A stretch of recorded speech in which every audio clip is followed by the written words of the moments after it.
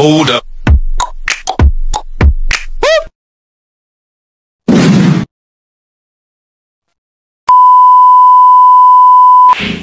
Yes, hello guys. Kagigising ko lang. Kagigising ko lang. Alam niyo naman na ito yung gising ko ganitong oras. Tanghali.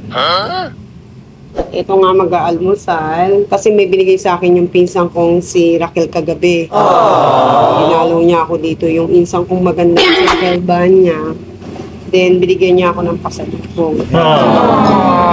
Papa Cereal. Ayun. Papay Cereal. Ito yung mabibili sa Mercato Digiginto. Diba galing ako doon sa Mercato Digiginto. Try nyo to. Try ko nga to. Ito yung almusal ko ngayon. Dito ako, ininit ko muna. Tingnan nyo. No, diba ang sarap? Bibingka. Sarap niya. May kapartner na kape. Kaya salamat doon sa bibingka. Tapos natin na kape. Hindi ko kinain kagabi kasi sobrang busog na busog talaga ako kagabi. Ngayon, pinasalubungan niya ako yan. Ninalaw ako ganun ang palaba ko ng pinsang ko na yung si Raquel Banya. Ayan, di ba? Ha? Ha? Available to dun sa ano. Available nga pala itong Papay cereal. Papay cereal sa Mercato Digiginto. Puntahan nyo sa Mercato Digiginto. Marami kayong mabibili doon. Hanggang 10 PM ata sila. Paggabi na masyal kami doon, apakadaming tao. Pag mga Sabado at Linggo, meron Sabado at Linggo at wala rin naman kayong pupuntahan doon kayo mamasyal. O kaya, pag meron kayong mga gustong kainin, marami doon.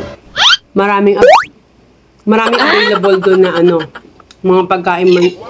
Masisiyahan kayo, marami kayo mabili. Hindi mo nga alam kung ano yung bibilan mo doon. Wow! Paggabi, pumunta kami, hindi kami nakabili kami.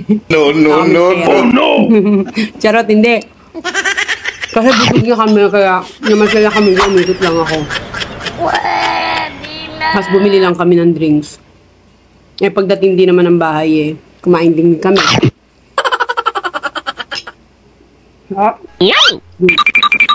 Harap niya maraming peso. Diba uso ngayon tong Christmas ngayon ng bibingka? Kaya guys, sa hindi pa nakaka-connect sa akin, connect na! Kaya guys, puntahan nyo na lang doon sa Mercato Digiginto.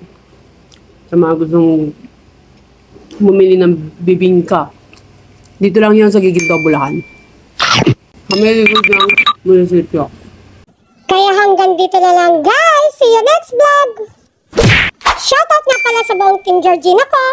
Don't forget to like and share. Thank you for watching. Bye-bye!